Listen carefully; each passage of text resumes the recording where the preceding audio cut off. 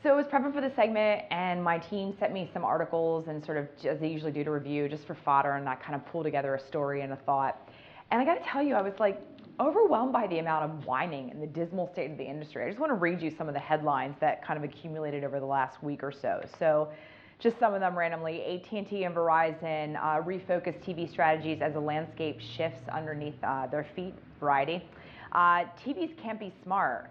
Stop trying to make it happen, which is a Wired article. Digital publishers are fighting the shift to programmatic from Ad Week.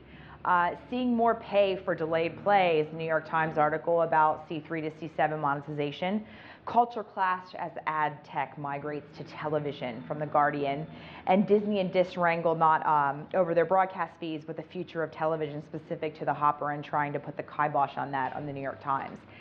Like, can we just have a moment to sort of regroup here? Let's just pause and take a very objective lens and sort of focus some sort of realistic optics on the industry. Right now, with television, here's the state of business.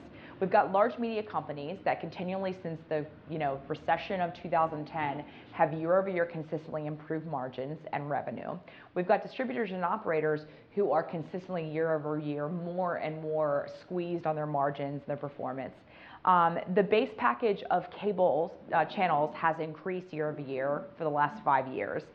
The average sort of cable bill has increased by 170% since 2008. In Q2 of 2013, this year alone, we lost 200,000 subs that cut the cord in the US, and that's consistent quarter to quarter. We're seeing those numbers. And actually this week, or on Monday, the CEO of Charter, Tom Rutledge, made a really salient comment that he said he was surprised that 1.3 million of his 5.5 million subscribers only want broadband and not television. Really? Gentlemen, really? Is that where we're at? Because I'm a little bit I'm confused and a bit dismayed as to how you guys are not having this awakening and digging your heels in with a protectionist sort of sentiment is still the way you want to go here. Look, at the end of the day, PwC brought it home when they released a report in September that said that only 14% of cable subscribers are happy. 14%, 73% want an a la carte model. And yet, because there is no incentive to change, the legacy sort of leadership in media and television continue to fight the unbundling of content. They continually sort of propagate and proliferate these bundled carriage agreements, and year over year are trying to get more money and squeeze water from a mark from an industry that is not inelastic. This is not an inelastic industry. Like, the consumers will not perpetual time periods pay more and more money year over year for service that is mediocre and substandard, especially when they can find it other places.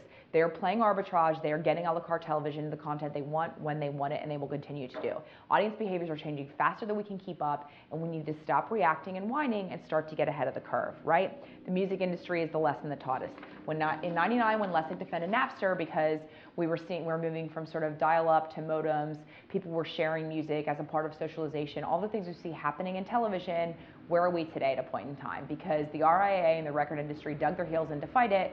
Right now, the music industry is alive and thriving, which means artists are, but the record and the labels are dead. And I think that's pretty much where we're heading for television. I think we are on the cusp of the industrial revolution of television, moving from one-way pipes into the house in the last mile to two-way, and that's absolutely a game changer that we all need to be eyes wide open and prepare for. So I thought, what could I do? Because I believe in, eating my own dog food and taking ownership of helping the industry move forward. That's my job. So I thought, what would my advice to the boards of publicly traded companies in the television industry be? So I have a punch list. Change the incentives.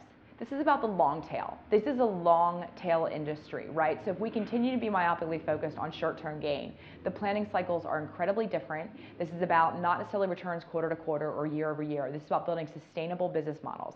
And that's really important, because sustainable is important, but survival is actually more important. Because if you're dead in 2 years because you didn't actually embrace technology today, which is my third point that you need to do, is embrace it, not fight it and resist it. At the end of the day, it would all be mute if we don't actually get ahead of this curve and start to respond and get ahead of audiences' behaviors and give them what they want when they want it before they have to ask for it and they walk away because they didn't get it. Listen to your consumers. Every other industry, every legacy endemic industry, whether it's retailing, et cetera, Zappos, Amazon, these guys, they've all proven this time and time again. Listen. And that lends myself to the next point, which is learn from other industries and businesses. Learn from music, learn from online retailing and from e-tailing, right? Learn from online commerce. Understand what other industries are doing that are very simple practices to actually keep their consumers happy and get them spending more year over year. Waste is waste. Continue to force channels down people's throats, whether it's the operator forcing them to sell them through and then thereby at the end result to a household and forcing people to pay for not what they want or what they watch. It's ridiculous and it's not sustainable at all. And at the end of the day, I will give you what my management advice has been and what my management mantra has been for the last 7 or 8 years. I have a sign hanging on my wall, and I think Lexi's going to cut it in after this, that says, put on your big girl pants and deal with it. So gentlemen, put on your big boy pants, because it is mostly gentlemen that I'm talking to.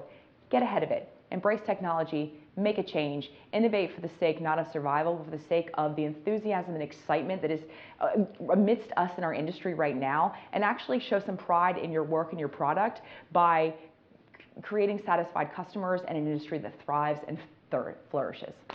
Thanks.